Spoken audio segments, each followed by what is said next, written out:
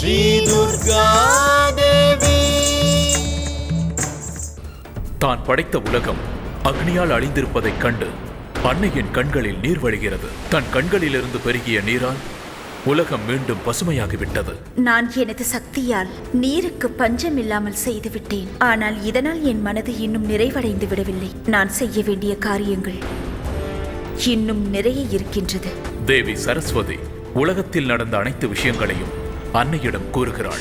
துர்குணனின் அகங்காரத்தை அழிப்பதற்காக துர்கா தேவி சொர்க்கலோகம் செல்கிறாள். இந்த சொர்க்கலோகத்தை தேவர்களிடத்தில் ஒப்படைத்து விடு. பூலோகத்தில் நீ செய்த அநியாயங்களுக்கும் அக்கிரமங்களுக்கும் வருத்தப்பட்டு மன்னிப்பு கேள். அப்படி நான் செய்யவில்லை என்றால்? அப்படி இல்லை என்றால் உன் மரணம் என் கையில் நிச்சயம். தாக்குங்கள் என்னை. அடுத்து வருவது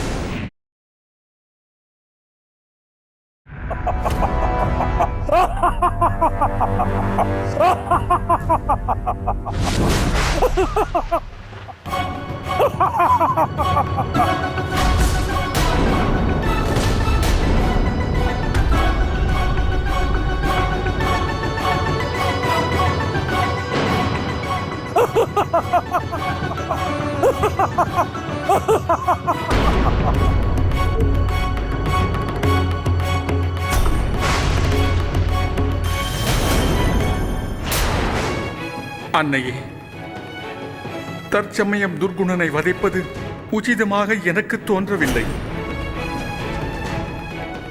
அம்மா, 4 வேதங்களும் இப்பொழுது அவனிடம்தான் உள்ளது.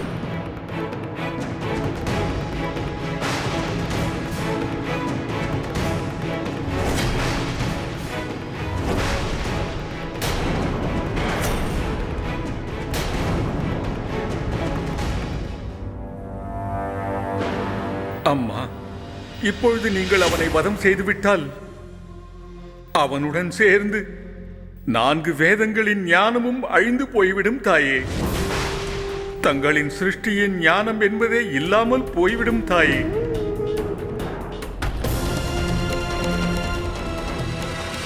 இப்பொழுது இவனை அழிப்பதினால் மேலும் துன்பங்கள் அதிகரித்துவிடும். உலகில் உள்ள அனைத்து ஞானங்களும் அழிந்துவிடும். அவைகள் அழிவதற்கு நானே காரண கர்த்தாவாகி விடுவேன். அதனால் இப்பொழுது இவனை அழிக்க கூடாது. ஜகத் ஜனனே, என்னவாயிற்று? என்னை தாக்க உனக்கு மனம் வரவில்லையா? தாக்கு, உன் ஆயுதங்களால் தாக்கு. உனக்கு சக்தி இருந்தால் என்னை வதம் செய்.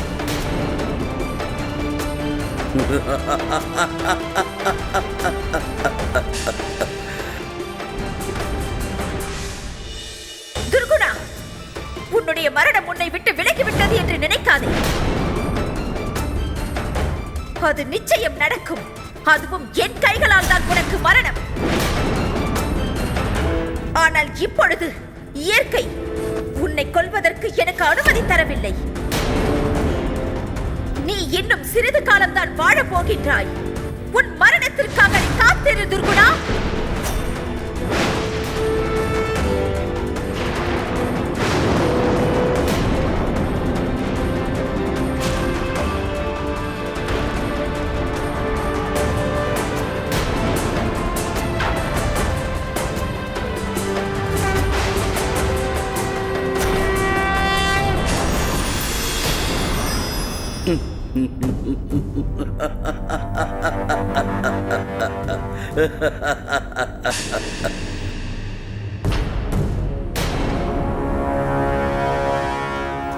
ஏன் என்னை எதிர்க்க மறுக்கிறாய்?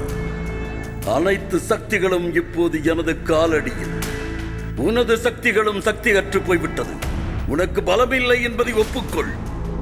ஜகத் ஜனனே, நான் துர்குணன், உயர்ந்தவன், அனைத்து சக்திகளையும் பெற்றவன். ஜகத் ஜனனே, என்னை நீ எதிர்க்க வந்ததற்கே உன்னை அழித்திருப்பேன். நீ உருவாக்கிய இந்த உலகத்தின் மீதும் அந்த குழந்தைகள் மீதும் உனக்கு அன்பு அதிகம் அல்லவா? நீ அன்பு வைத்திருக்கும் அந்த குழந்தைகளை நான் எப்படி அழிக்கிறேன் என்று பார். ஒரு தானியம் கூட கிடைக்காமல் பசி பட்டினியால் அவர்கள் அழியப் போவதை பார். சிறு நெல்மணி கூட இங்கே விளையப் போவதில்லை.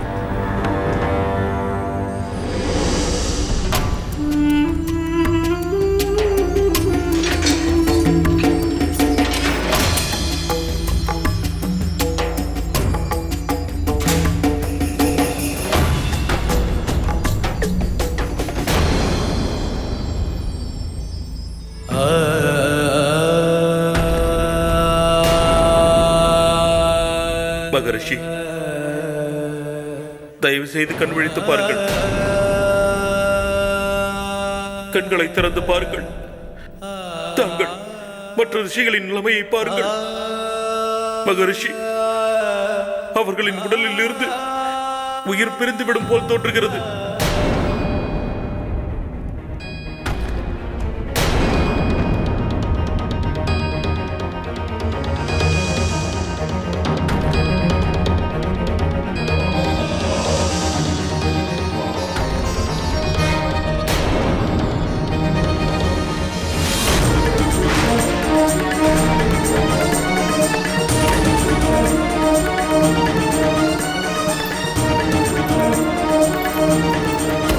பார்த்து மகரிஷி.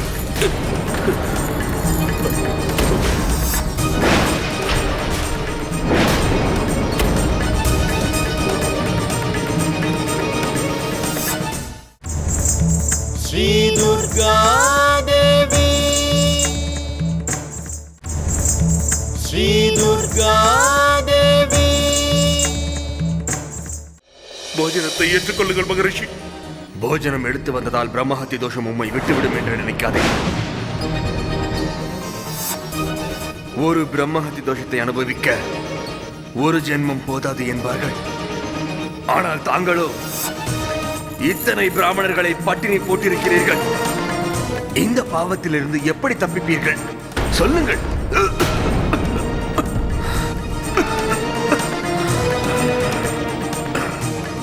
எத்தனை ஜென்மம் எடுத்தாலும் இந்த பாவத்திற்கு தண்டனை உண்டு. 7 ஜென்மமும் அனுபவிப்பீர்கள். நான் தண்டனையை கண்டு அஞ்சவில்லை மகரிஷி. அதை பற்றி எனக்கு கவலையும் இல்லை. உங்களை போன்ற ஞானிகள் இந்த இடத்தில் மடிந்து விடுவார்களோ என்று பயப்படுகிறேன். அந்த அசம்பாவிதம் நடக்கக்கூடாது.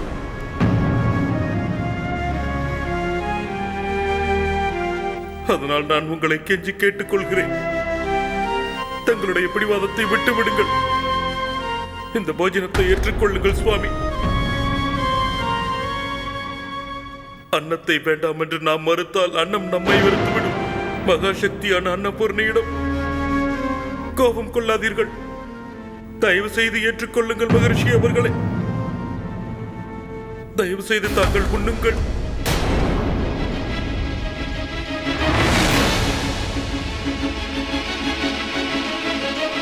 ஏற்றுக்கொள்ளுங்கள்.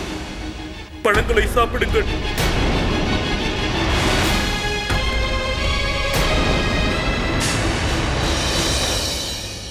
பூமியில் அன்னம் கிடைக்காமல் செய்து விடுங்கள். சாப்பிடும் பொருள்கள் அனைத்தையும் நிலக்கரிகளாக மாற்றிவிடுங்கள். இயற்கை வளங்கள் அனைத்தும் யாருக்கும் கிடைக்காமல் அழித்து விடுங்கள். ஒரு நெல்மணி கூட விளையாத அளவிற்கு வறண்ட பூமியாக மாற்றிவிடுங்கள். அந்நாட்டில் உள்ள மிருகங்கள் கூட உணவும் நீரும் கிடைக்காமல் அவைகள் துடித்து சாக வேண்டும். அதனை என் இரு கண்களால் நான் காண வேண்டும்.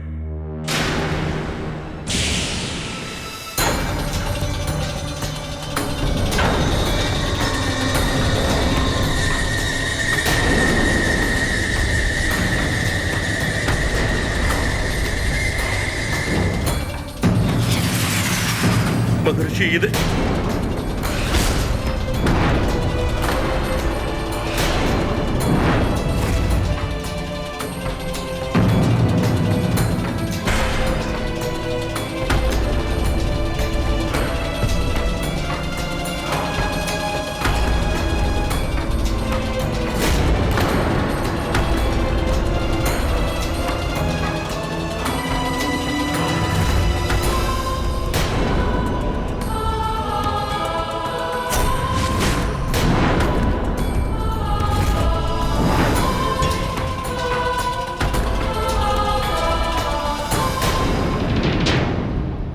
நான் என்ன செய்வேன் தாயே?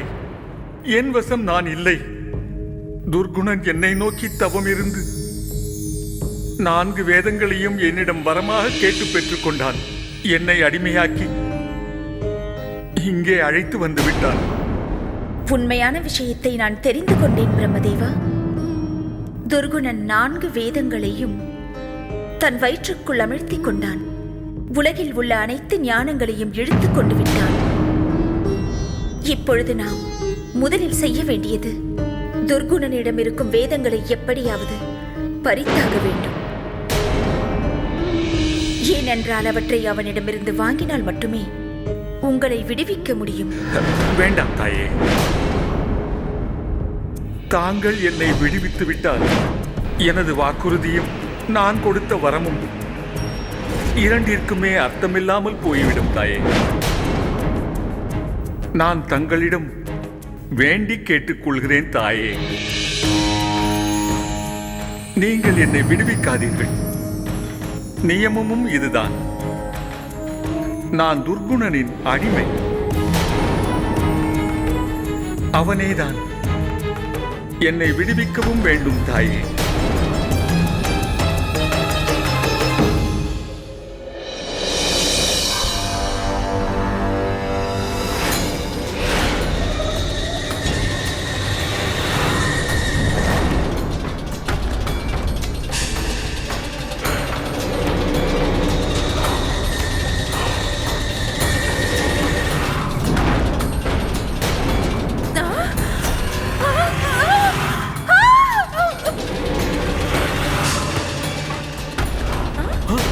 இது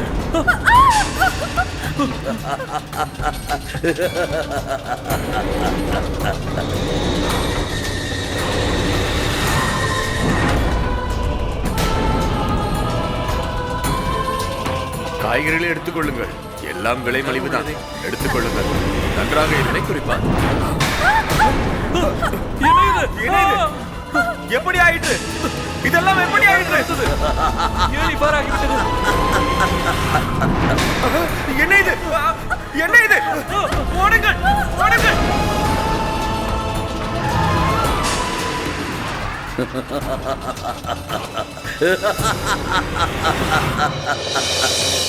அப்படியே ஆகட்டும்.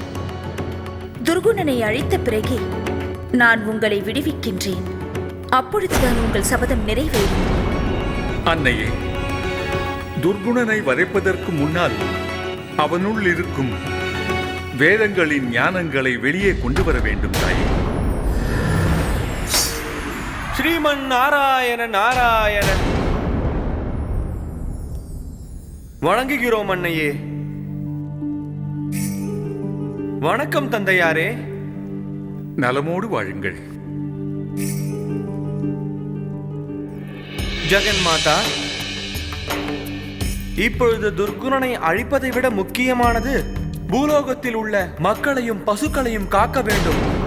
அன்னையே, துர்குணன் பூலோகத்தில் உள்ள அனைத்து உணவுகளையும் நிலக்கரியாக்கிவிட்டான். அன்னையே, தற்பொழுது பூலோகத்தில் மிகவும் அக்கிரமங்கள் நிறைந்துள்ளது தாயே. பிராணிகள் உட்கொள்வதற்கு ஒரு இலை தழை கூட கிடைக்கவில்லை. அனைத்து பொருட்களையும் அவன் நிலக்கரியாக்கிவிட்டான். உலக மக்கள் பசி தாங்க முடியாமல் மரணத்தின் பிடியில் இருக்கிறார்கள். தற்பொழுது உலகம் முழுவதும் பஞ்சம் நிலவி வருகிறது.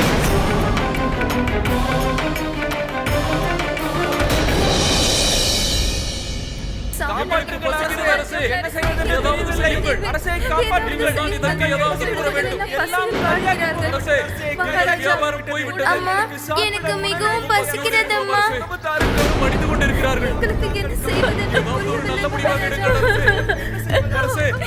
எனது குழந்தையை எப்படியாவது காப்பாற்றுங்கள் அரசே.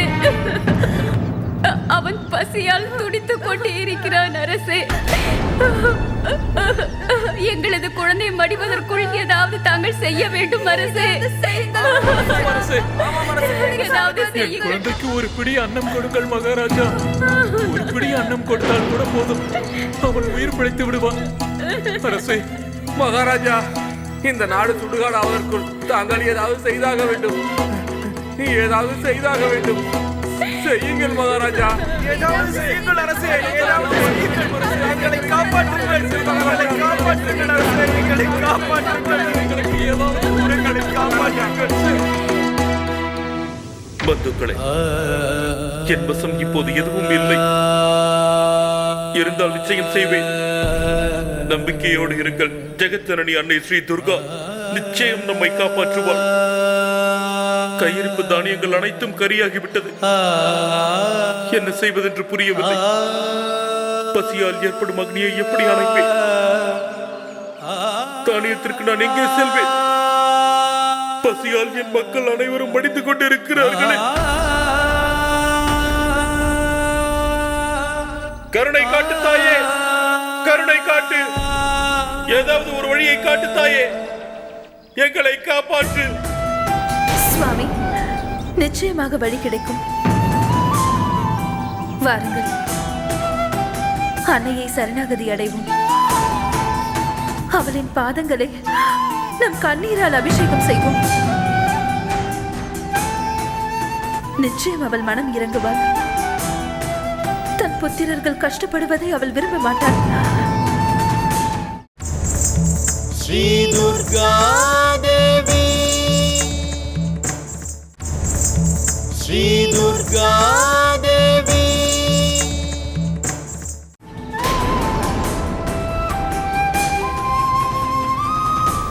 தாங்கள் சொல்வது சரிதான் மகாராணி.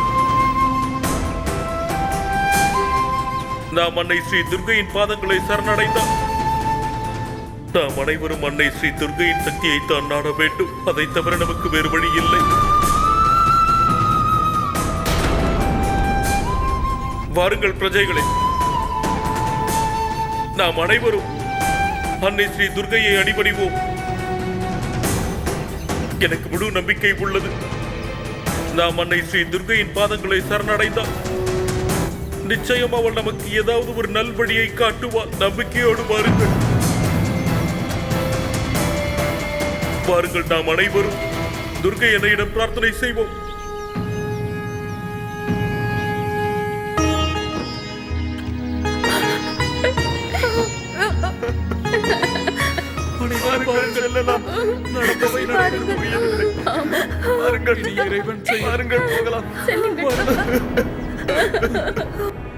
மன்னிக்க வேண்டும் தாயே, இதற்கு மேலும் தாங்கள் காலதாமதம் செய்வது நல்லதல்ல. ஆம் அன்னையே, எங்களின் கோரிக்கை என்னவென்றால் தங்களின் சிருஷ்டியில் உருவான ஜீவன்களை காப்பாற்றுங்கள். உலகில் இருந்த ஞானம், நீதி, தர்மம் அனைத்தும் அழிந்துவிட்டது. ஒன்றும் மீதமில்லை. இல்லை தேவி, என் மைந்தர்களிடம் இன்னும் சில ஞானங்கள் இருக்கத்தான் செய்கிறது. ஆமாம், துர்குணனின் காரணத்தால் என் மைந்தர்கள் அழிந்து கொண்டுதான் இருக்கிறார்கள். அதை நான் ஏற்றுக்கொள்கிறேன். இருந்தாலும் என் மைந்தர்களில் சிலர் அசுரத்தன்மையை தங்களிடம் அணுகாமல் பாதுகாத்துக் கொள்கிறார்கள். அவர்கள் இன்னும் அசுரர்களாகவில்லை. அப்படிப்பட்ட என் மைந்தன் அவன் படும் துன்பத்திலிருந்து அவனை நிச்சயம் விடுவிப்பேன். என் குழந்தைகள் துன்புறுவதை நான் ஒருபோதும் அனுமதிக்க மாட்டேன்.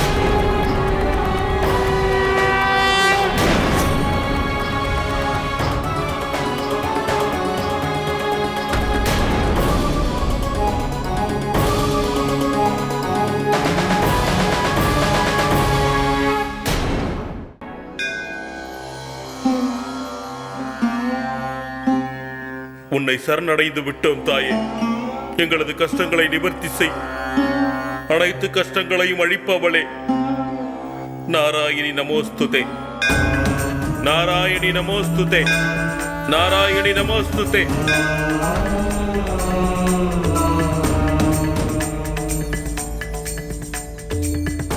தங்களுடைய புத்திரர்களை காப்பாற்றுங்கள் தாயே. இந்த சங்கடங்களை எப்படியாவது தீர்த்து விடுங்கள். உனது அழிவு சிறிது காலத்திற்கு ஒத்தி வைக்கப்பட்டுள்ளது.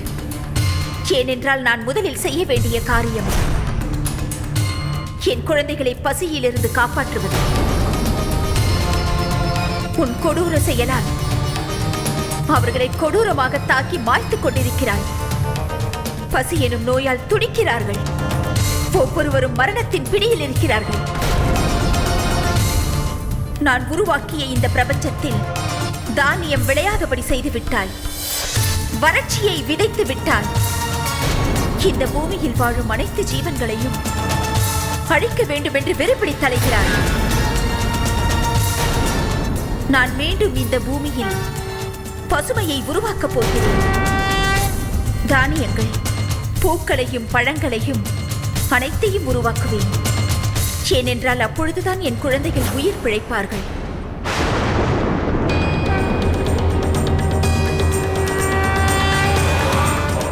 நான் தேவி சாகம்பரியாக அவதாரம் செய்ய போகிறேன்.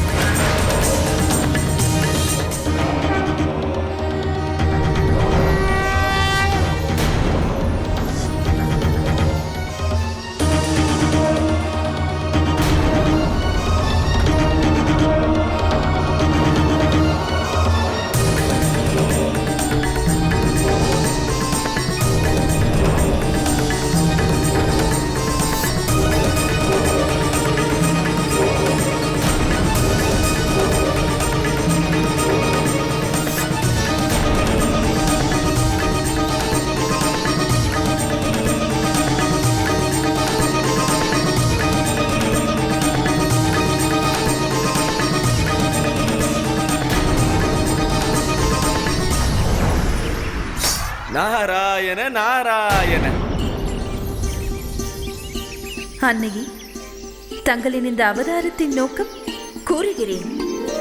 இந்த பூமியில் இருக்கும் எனது குழந்தைகளை காக்கும் பொருட்டு நான் இந்த அவதாரத்தை எடுத்துள்ளேன். எனது இந்த உருவம் தேவி சாகம்பரி என்ற பெயரில் இவ்வுலகில் பிரசித்தி அடையும். இந்த ரூபத்தை தென்னகத்தில் காமாட்சி என்று அழைப்பார்கள். அதை தவிர அன்னபூரணி என்று அழைப்பவர்களுக்கு நான் எக்குறையும் வைக்க மாட்டேன். என்னை வணங்குவதால் உலகத்தில் எக்காலத்திலும் அன்னத்திற்கு குறைவு ஏற்படாது. மனிதர்களின் பசி பிணியை நீக்கி அவர்களுக்கு நல்வாழ்வளிப்பேன். நாராயண நாராயண. தங்களின் கருணை அபாரமானது. தாங்கள் இந்த அவதாரம் எடுக்கும் பொழுது நாங்களும் தங்கள் அருகிலேயே இருந்தது நாங்கள் செய்த பாக்கியம் தாயே. அன்னையே, தங்களின் இந்த அவதாரத்தை நேரில் கண்டதற்கு நாங்கள் பாக்கியம் செய்திருக்க வேண்டும்.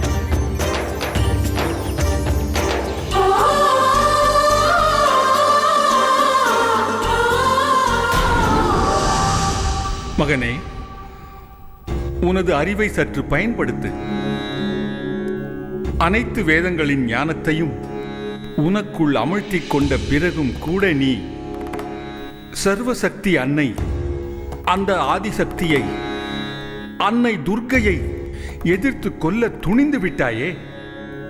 அவள் நிரந்தரமானவள், தோல்வி அறியாதவள், அழிக்க முடியாதவள். பிரம்மதேவ், அப்போது அவளின் பெருமைகளை கேட்பதற்காக நான் இங்கு வரவில்லை. எனக்கு உடனடியாக அமிர்தம் தேவைப்படுகிறது. அதை ஏற்பாடு செய்யுங்கள்.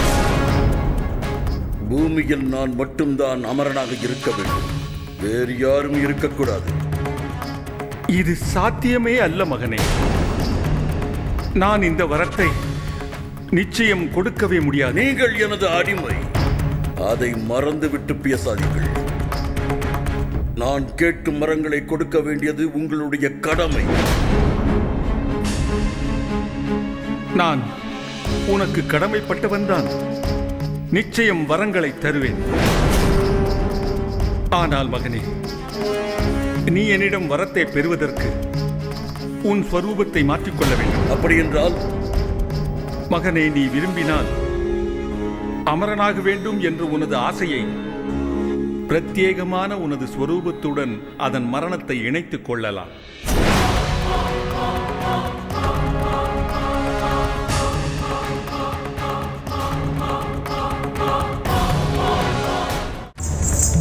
ஸ்ரீ துர்கா தேவி, ஸ்ரீ துர்கா தேவி. காப்பாற்றுங்கள் தாயே, காப்பாற்றுங்கள் தாயே, காப்பாற்றுங்கள் தாயே, காப்பாற்றுங்கள் அன்னையே, காப்பாற்றுங்கள்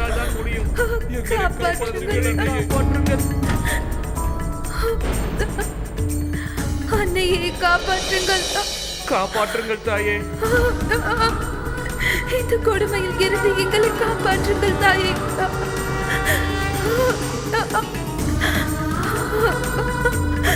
காப்பாற்றுங்கள் அன்னையே.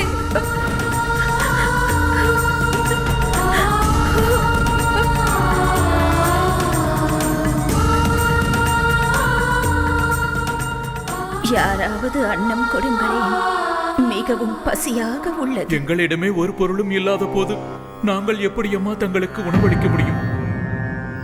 வேறு யாரிடமாவது கேளுங்கள். உன்னிடம் இல்லை என்றால் என்ன? உன் அரசனிடம் கேட்டு பெற்றுக் கொள்கிறேன். அவர் இல்லை என்று கூற மாட்டார்.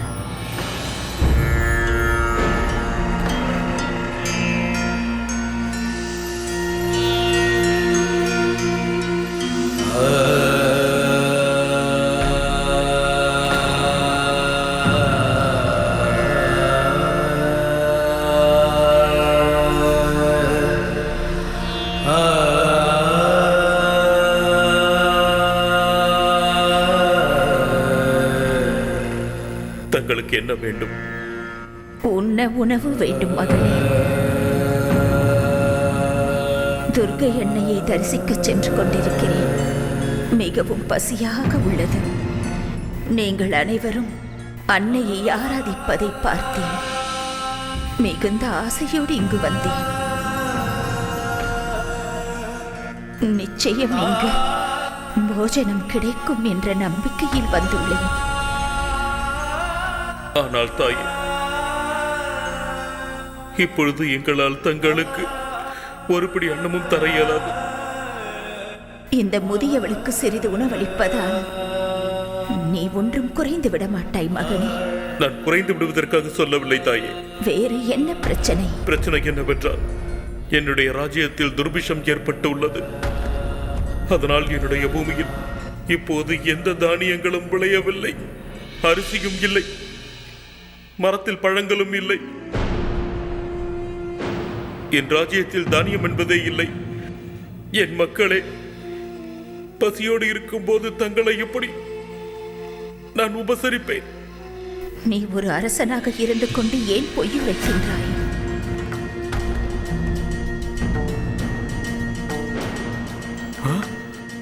இவ்வளவு மட்டமான எண்ணங்களுடன் கொடூரமானவனாக எப்படி மாறினாய்? இல்லை அன்னையே, நான் உண்மையைத்தான் கூறுகிறேன். பொய் சொல்கின்றாய் என்று என்னால் கூற முடியும் மகனே. நான் இங்கு வந்து கொண்டிருக்கும் பொழுது வனங்களின் மரங்களில் பழங்கள் தொங்கிக் கொண்டிருப்பதை பார்த்தேன்.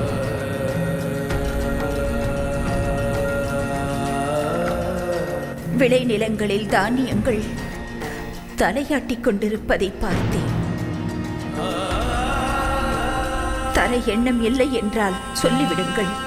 ஆனால் பசியோடு வந்திருக்கும் என்னிடம் பொய் உரைக்க வேண்டாம்.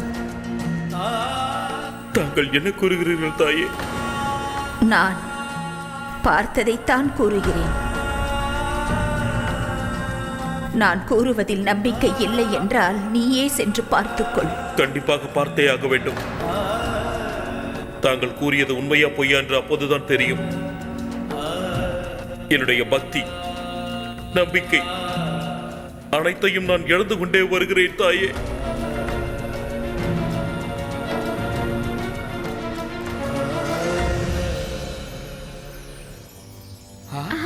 என்ன அற்புதம்!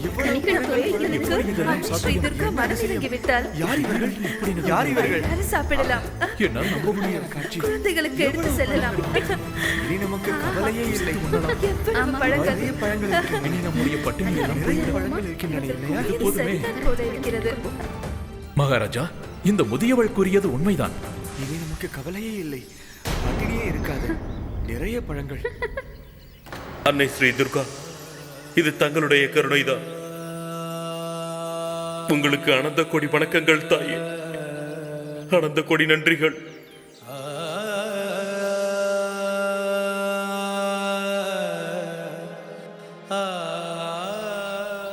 அன்னையே, என்னை மன்னித்து விடுங்கள். நிராசையின் எல்லையில் இருந்தபடியால் தங்களின் வார்த்தையை நான் நம்பாமல் போய்விட்டேன் தாயே.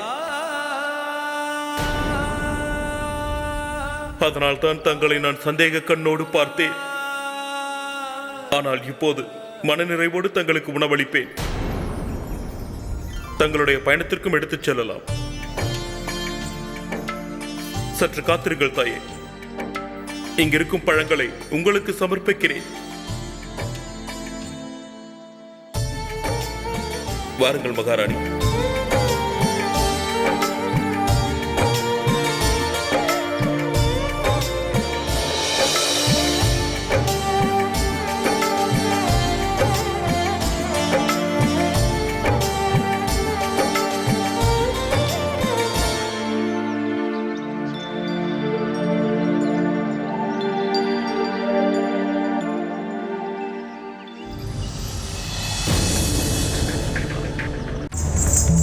श्री दुर्गा देवी,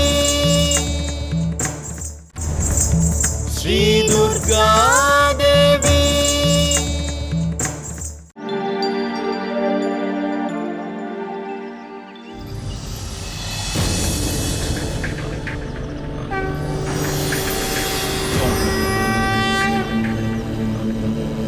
दुर्गा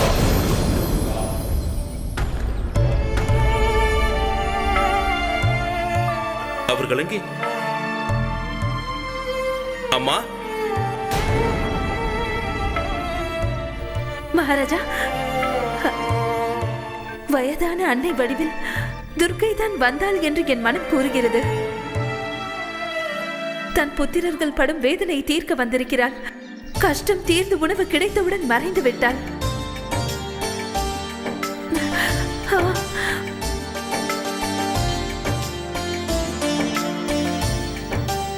நான் கொடுத்து வைத்தவன் அந்த முதியவள் வேடத்தில் வந்தது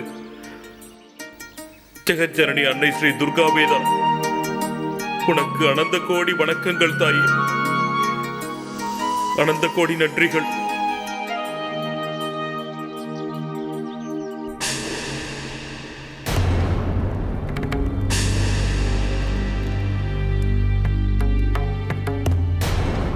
சரி பிரம்மதேவ், அப்படியானால் தாங்கள் இப்பொழுதே 1000 கரங்கள் உள்ளவளால் தான் எனக்கு மரணம் சம்பவிக்கும் என்று எனக்கு வரம் கொடுங்கள்.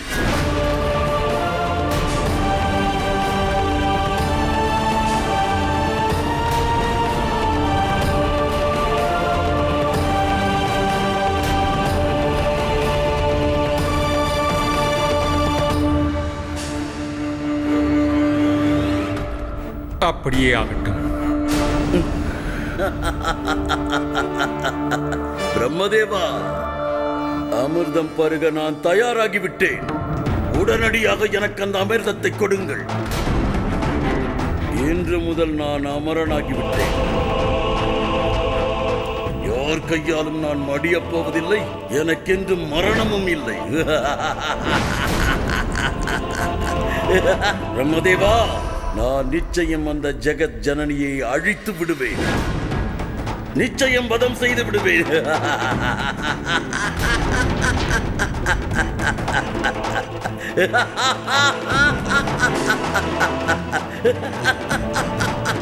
மகனே துர்குணா, ஒருவனின் உருவம் எத்தனைதான் பெரிதாக வளர்ந்தாலும் அன்னையின் கருவில் அவன் குழந்தையாகத்தானே இருக்க வேண்டும்.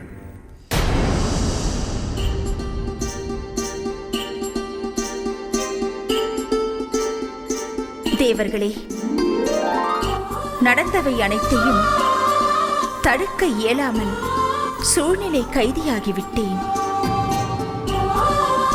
அவைகள் அனைத்தும் நிரந்தரமானவைகள் அல்ல. அது நிரந்தரமாக இருக்கவும் முடியாது. ஏனென்றால் சொர்க்கலோகத்தை நான் உருவாக்கியதே தேவர்களுக்கும் மனிதர்களுக்கும் மட்டும்தான். அது ஒரு காலம் அசுரர்களுக்கு சொந்தமாகிவிடாது. இன்று அனைத்து தேவர்களும் பாதுகாப்போடு இருக்கிறீர்கள். நாராயண நாராயண.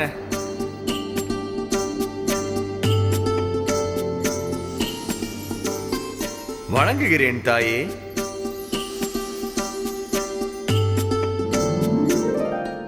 தேவரிஷியே, தாங்களா?